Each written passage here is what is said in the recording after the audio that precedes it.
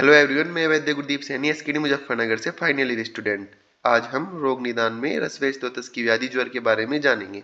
देखिए, अगर कोई स्टूडेंट एग्जाम के थोड़े दिन पहले भी यह वीडियो देख रहा है तो आपके लिए यह वीडियो बहुत ही हेल्पफुल होने वाली है। इस वीडियो में हम आपको हैंड रिटन नोट्स के साथ साथ एग्जाम में कैसे आपको आंसर लिखने हैं, आपकी प्रेजेंटेशन कैसी होनी चाहिए ताकि आपके एग्जाम में आप अच्छे मार्क्स पा सकें, बहुत ही ईजी लैंग्वेज में आपको समझाया है। तो वीडियो को स्किप न करें और लाइक, शेयर एंड सब्सक्राइब। तो आज ज्वर व्याधि का यह थर्ड लेक्चर है। फर्स्ट लेक्चर में हमने आपको बताया ज्वर के भेद, ज्वर के लक्षण, ज्वर के पूर्व संप्राप्ति, ज्वर के साध्य साध्यता, ज्वर के उपद्रव, ये सब के बारे में हमने बात की। दूसरे लेक्चर में हमने ज्वर के भेदानुसार लक्षण स्टार्ट किए थे, जिसमें हमने विधि भेद से ज्वर बता दिए थे। ठीक है। उसके बाद हमने आपको बताया था नव ज्वर व जीर्ण ज्वर, फिर अवस्था भेद से ज्वर। ठीक है। और क्या पढ़ाया था? आशय भेद से ज्वर आपको पढ़ा दिया था। आज हम शुरू करेंगे कारण भेद से ज्वर के लक्षण। तो कारण भेद से ज्वर के लक्षण में आचार्य चक ने क्या बताया? कारण भेद से ज्वर है वो कितने प्रकार के होते हैं? 8 प्रकार के। वातज, पित्तज, कफज, वात पित्तज, वात कफज, पित्तज कफज, वातज पित्तज कफज, मतलब कि सन्निपातज और आगंतुज।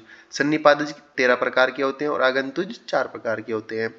तो अब हम बात करते हैं वातज ज्वर के लक्षण की। तो वातज ज्वर के लक्षण में क्या बताया गया है?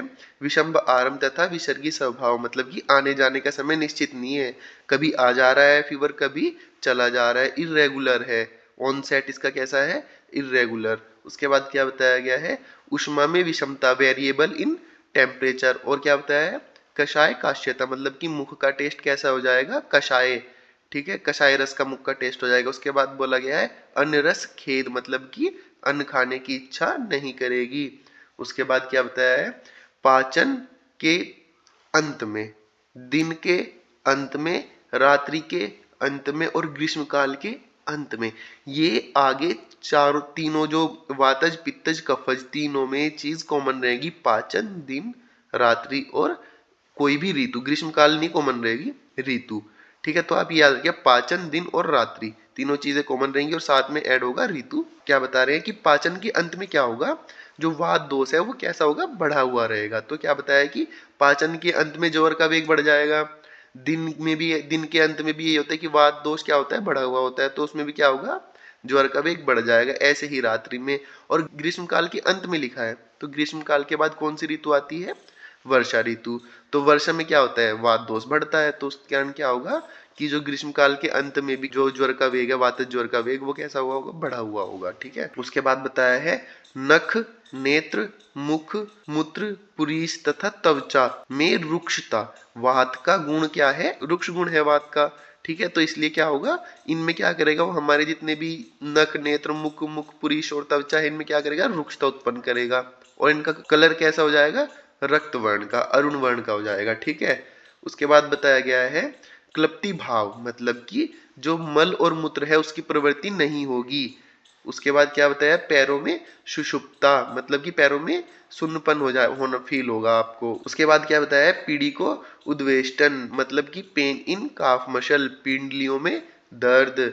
जानु संधि का विश्लेषण, जो जानु संधि है उसका क्या हो जाएगा? डिसलोकेट हो जाएगी। जैसे कि बोला गया है जानुनो केवलानाम च संधि नाम विश्लेषणम, चरक निदान 1 का श्लोक नंबर 21। इसमें आपको बताया है कि केवलानाम का मतलब है कंप्लीटली, और विश्लेषण का मतलब है डिसलोकेट होना, और जानुनो मतलब जानु संधि का, जो जानु संधि है उसका क्या होगा? कंप्लीटली डिसलोकेट होना।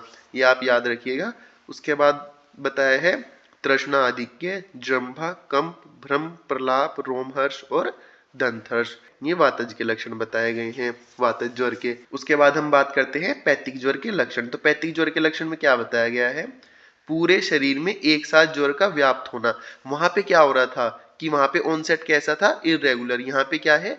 Generalise fever at a time, पूरे शरीर में एक साथ ज्वर हो रहा है। उसके बाद क्या होता है? पाचन, दिन और रात्रि के मध्य में क्या होता है? पित्त दोष बढ़ा हुआ होता है। तो उससे क्या होगा कि पाचन, दिन और रात्रि के मध्य में ज्वर का क्या होगा? प्रकोप होगा। और शरद ऋतु में, शरद ऋतु में क्या होता है? पित्त बढ़ा हुआ होता है, पित्त दोष, तो उससे क्या होगा? ज्वर का प्रकोप। और क्या बताया है? कटु काश्यता, बीटर टेस्ट ऑफ माउथ, वहां पे क्या बताया था? कषाय काश्यता। ठीक है। तृष्णा अधिक है, जो पित्त के कारण हो रहा है, तो क्या होगा? प्यास अधिक लगेगी। उसके बाद क्या होता है? नासा, मुख, कंठ, ओष्ठ एवं तालु का पाक, पाक होना, दाह होना, ये सब किसके लक्षण है? पित्त के तो पैतिक ज्वर में आपको क्या मिलेगा, नासा, मुख, कंठ, ओष्ठ एवं तालु का पाक। उसके बाद क्या है, तृष्णा, मद, मूर्छा, भ्रम का उत्पन्न होना। पित्त का वमन, अतिसार, अन्न द्वेष, शदन, स्वेदाधिक्य और प्रलाप। हमने पहले क्या पढ़ा था वातज ज्वर में, वहां पे पढ़ा था अन्न रस खेद। ठीक है, उसका भी मतलब वही था कि खाना खाने का मन न करना या खाना खाने की इच्छा न होना। उसकी यहाँ पे क्या है, अन्न द्वेष, मतलब कि अन्न से द्वेष, भोजन करने की इच्छा नहीं होगी। उसके बाद क्या बताया गया है, रक्त कोट अभिनिवर्ती, मतलब कि आपको बॉडी पे क्या होंगे, शरीर पे रैशेस फील होंगे, रैशेस देखने को मिलेंगे। उसके बाद क्या बताया है, शीत प्रियता, पित्त के कारण हो रहा है तो ऑब्वियसली बात है कि आपको ठंडा खाने की इच्छा करेगी। उसके बाद बात करते हैं हम कफज ज्वर के लक्षण। तो कफज ज्वर के लक्षण में क्या बताया गया है, एक साथ पूरे शरीर में ज्वर उत्पन्न होगा। ठीक है, तो पैतिक में भी यही लक्षण था, लेकिन वातज में ये नहीं था। वात में क्या होता है, इरेगुलर था। यहाँ पे क्या है, पूरे शरीर में ज्वर एक साथ उत्पन्न होगा। और क्या है, भोजन दिन रात्रि के पहले, इस टाइम पे क्या होगा, कफ दोष की अधिकता होगी। तो कफज जो ज्वर है उसमें क्या होगा, ज्वर का प्रकोप अधिक होगा। और क्या बताया, बसंत ऋतु में, बसंत ऋतु में भी कफ दोष अधिक होता है, तो क्या होगा, कफज ज्वर का प्रकोप होगा। उसके बाद क्या बताया गया है, गुरु गात्रता। ठीक है, शरीर में क्या होगा, भारीपन, जितने भी कफज के लक्षण है वो सब साथ में आएंगे। अन्न अभिलाषा, मतलब कि अन्न खाने की इच्छा न होना। ठीक है, आप वापस से रिपीट कर रहा हूँ, तीन चीजें हैं। पहले क्या बताया था वातज में, अन्न रस खेद। पित्तज में क्या बताया था, अन्न द्वेष। और यहाँ पे क्या बताया गया है, अन्न अभिलाषा। तीनों का मतलब सेम ही है, लेकिन तीनों के लिए श्लोक में वर्ड अलग लगाए हैं, तो आप ये चीज याद रखिएगा। उसके बाद क्या बताया, कफ का स्त्राव, मुख से क्या, कफ का स्त्राव होगा। मुख माधुर्य, मुख में क्या होगा, मधुरता फील होगी। पहले में क्या होता है, कषाय, पित्त में क्या होता है, कटु, कफज में क्या हो रहा है, मधुर। ठीक है, उसके बाद बताया है हल्लास, हृदय आलेप, मतलब कि हृदय पे ऐसा फील होगा कि जैसे कोई परत जमी है, हृदय आलेप, उसके लिए बोला गया है। उसके बाद क्या बताया गया है, स्तेमित्य, मतलब कि गीले वस्त्र से ढका हुआ महसूस करना। तंद्रा का होना। उष्ण अभिप्रायता, मतलब कि आपको उष्ण खाने का मन करेगा, गर्म खाने का मन करेगा। उसके बाद क्या बताया, का श्वास तथा प्रतिशय का होना। ये हो गए कफज ज्वर के लक्षण। उसके बाद हम बात करते हैं वात पैत्तिक ज्वर के लक्षण। तो वात पैत्तिक ज्वर के लक्षण में क्या बताया गया है, वात और पित्त दोनों के लक्षण साथ में आएंगे। तो यहाँ पे क्या होता है, शिरोवेदना, पर्व भेद, मतलब कि संधियों में पीड़ा, कंठ एवं मुख में क्या होगा, शोष होगा। उसके बाद बताया रोमहर्ष, अरुचि, अधिक बोलना तथा अधिक जृंभा आना, निंद्रा, नाश। ये सब किसके हो गए, वातज पैत्तिक ज्वर के लक्षण। उसके बाद हम बात करते हैं वात कफज ज्वर की। तो वात कफज ज्वर में क्या होगा कि वात और कफ दोनों के जो लक्षण हैं वो साथ में आएंगे। तो पहला क्या बताया है कि शीत का अनुभव होना। अब वात क्या है, वात भी शीत गुण रखता है और कफ भी क्या करता है, शीत गुण रखता है। तो दोनों के कारण क्या बता होगा, शीत का अनुभव होगा। शरीर में क्या होगा, भारीपन, किसके कारण, कफज के कारण। तंद्रा होगा, स्तेमित्य, गीले वस्त्र से ढका होना। उसके बाद क्या बताया है, प्रवणाचय रुक, मतलब कि संधियों में क्या होगी, वेदना होगी। और क्या बताया, शिरोग्रह, सिर में जकड़ाहट, प्रतिशाय एवं कास का होना। उसके बाद बताया है स्वेद अपवर्तनम। यहाँ पे क्या हो रहा है कि स्वेद अधिक आ रहा है। हमने अब तक जोर में पढ़ा था कि स्वेद का न आना, स्वेद नहीं आ रहा था, लेकिन वात कफज ज्वर में क्या हो रहा है कि जो स्वेद है वो अधिक आ रहा है। माधव निदान में इसको क्या बोला गया है, विकृति विषम संवेत। उसके बाद क्या बताया गया है, संतापो मध्य वेगस्य, मतलब कि लो माइल्ड ग्रेड फीवर होगा, ज्वर का वेग मध्यम होगा, या तो लो ग्रेड या माइल्ड ग्रेड फीवर होगा। उसके बाद हम बात करते हैं पित्त कफज ज्वर। तो पित्त कफज ज्वर में क्या बताया गया, मुहुर दाहो मुहुर शीतम, मतलब कि कभी दाह कभी शीत का लगना। इसमें जो वर्ड है मुहुर मुहुर, ये याद रखिएगा। उसके बाद क्या बताया गया है, स्वेद स्तंभो मुहुर मुहुर, मतलब कि कभी स्वेद का आना कभी स्वेद का न आना। और क्या बताया गया है, मोहो, काशो, अरुचि, तृष्णा। उसके बाद क्या बताया है, श्लेष्म और पित्त का अपवर्तन, मतलब कि अब पित्त और कफज ज्वर है तो कफ और पित्त का निकलना आपको रिलेट कर सकते हैं, कोई बड़ी बात नहीं है।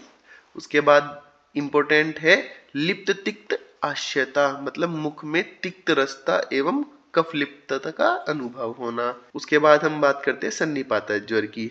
देखो सन्निपात ज्वर में क्या है कि 13 प्रकार के सन्निपात ज्वर होते हैं। 12 इसमें 12 में क्या होता है कि वात ज्यादा बढ़ रहा है, पित्त कम हो रहा है, सब इसमें क्या होता है, वेरिएबल होता है। तो ये इतना इम्पोर्टेंट नहीं है कि आपसे पूछे, और यूजी में तो खासकर कोई मतलब नहीं है ये सब पूछने का। लेकिन सम सन्निपात ज्वर क्या है, बहुत इंपॉर्टेंट है। आपको क्या कर सकते हैं कि कोई भी एक पॉइंट दे देंगे, उसके साथ सम सन्निपात ज्वर पूछ लेंगे, सम सन्निपात ज्वर के लक्षण बताओ। या फिर आपको क्या करेंगे कि 5 नंबर में कोई क्वेश्चन दे देंगे कि सम सन्निपात ज्वर के लक्षण और उसकी साध्य साध्यता बताओ। सम सन्निपात ज्वर में क्या बताया गया है, शणे दाह शणे शीतम। अब इससे पहले हमने पढ़ा था मुहुर दाहो मुहुर शीतम, और यहाँ पे क्या है, शणे दाहो शणे, मतलब दोनों का सेम ही है लेकिन वर्ड क्या है, अलग अलग। तो याद रखिएगा, सम सन्निपात ज्वर अगर पूछे कि शणे दाह शणे शीतम देकर पूछे किसका लक्षण है, तो आप कंफ्यूज नहीं होना, यहाँ किसका लक्षण है, सम सन्निपात ज्वर का। मुहुर दाहो मुहुर शीतम किसका है, पित्त कफ ज्वर का लक्षण। ठीक है, तो ये क्लियर हो गया। उसके बाद क्या बताया गया है, अस्थि संधि सिरो रुजा।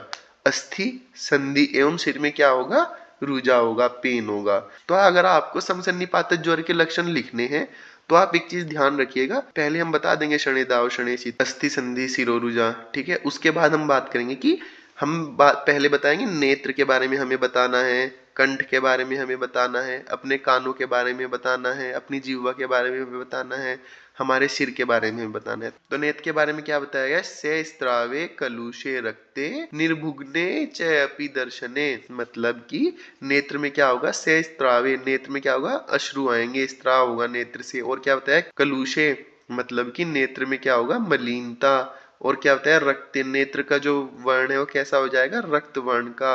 और निर्भुग्ने मतलब कि टेढ़ापन, आंखों में क्या हो जाएगा, भेंगापन आ जाएगा। उसके बाद हम बात करेंगे कानों के बारे में। तो कानों के बारे में क्या बताया गया है, से स्वनो से रुजो, मतलब कि कानों में क्या होगा, अकारण शब्द की प्रतीति होगी। आपको क्या होगा, अकारण, बिना आवाज कहीं से आ नहीं रही है लेकिन आपको सुनाई दे रही है। उसके बाद क्या बताया गया है, कर्ण रुजो, कर्ण में क्या होगा, रुजा, पेन फील होगा, आपको कर्ण शूल फील होगा। उसके बाद हम बात करेंगे कंठ के बारे में। तो कंठ के बारे में क्या बताया गया है, शुको रिवा व्रत, मतलब कि हमारे कंठ में क्या फील होगा हमको, कि कोई कांटा चुभ रहा है, ठीक है। और क्या बताया है, पर तप्तम कंठ कूजनम, मतलब कि लगातार कंठ कूजन।